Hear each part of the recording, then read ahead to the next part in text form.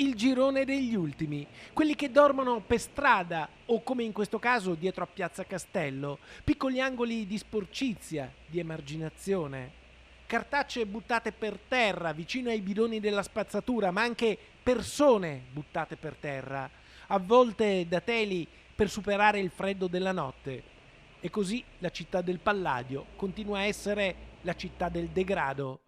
Spostandoci in un'altra piazza, sempre nel cuore di Vicenza, la situazione non cambia. Qui siamo dietro alla Basilica.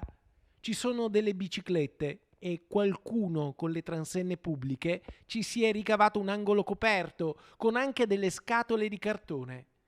Siamo a ridosso di Piazza delle Erbe. C'è chi ha lasciato un sacchetto di plastica per terra, sotto gli archi che portano direttamente al salotto della città, Piazza dei Signori.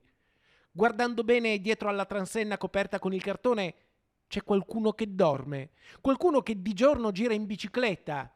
Naufraghi nell'oceano dell'emarginazione. Forse, oltre che a mare, bisogna fare delle scelte a monte. Lo ripetiamo anche questa volta. Bisogna governare meglio il fenomeno dell'immigrazione, della povertà, della tossicodipendenza. Certamente questa gente merita di più. Certamente una città come Vicenza merita di meglio.